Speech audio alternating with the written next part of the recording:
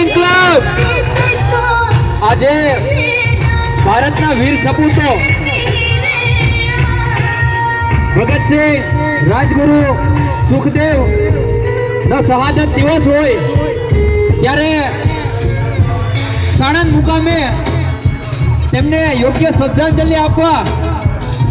આ ક્રાંતિ યાત્રાનું આયોજન કરવામાં આવ્યું હતું। આજે જે પરિસ્થિતિ છે તેને ભલી ભાંતિ જાણીને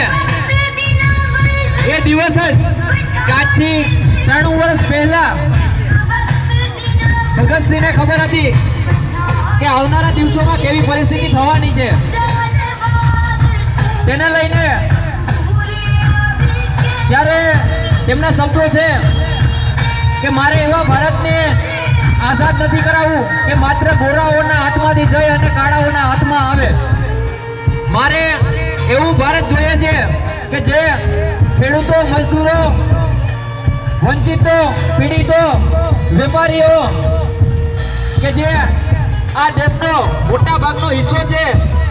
એમના હાથમાં આ દેશનો દોર આવે અને જે આ જે પરિસ્થિતિ છે તેને જોતા ફરીથી એક ભગતસિંહની જે વિચારો છે એમની જરૂરિયાત છે, એટલા માટે આ યાત્રાનું આયોજન કરવામાં આવ્યું હતું કે લોકોના દિલો દિમાગમાં તેમના વિચારો બેસે અને આજે જે વિચારો આજે ફરી એક ક્રાંતિ આપણી સામે ઊભી રહે તે માટે આ ખાસ ક્રાંતિ યાત્રાનું આયોજન કરવામાં આવ્યું હતું। ત્યારે અમારા 3 નોજવાનો જે રાજગુરુ ભગતસિંહ અને સુખદેવના વેશમાં આપણી સામે જોવા મળે છે, આજે તેમનો પણ એક જ મકસદ છે કે જે આ દેશનો મોટા ભાગનો હિસ્સો છે, ખેડૂતો, મજદૂરો, નાના વેપારીઓ, પીડિતો, તેમને હાથમાં આ દેશની સત્તા આવે, આ દેશ માટે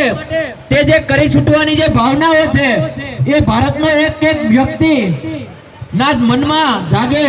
તેના માટે આ ક્રાંતિ યાત્રાનું આયોજન કરવામાં આવ્યું હતું। ત્યારે આપ સૌને નમ્ર વિનંતી કે આ ભગતસિંહની જે વિચાર છે એ સૌને લોકો સુધી પહોંચાડે અને આ ક્રાંતિની જે શરૂઆત છે તેમાં સહભાગી થાય। ઇન્કલાબ, ઇન્કલાબ, ઇન્કલાબ।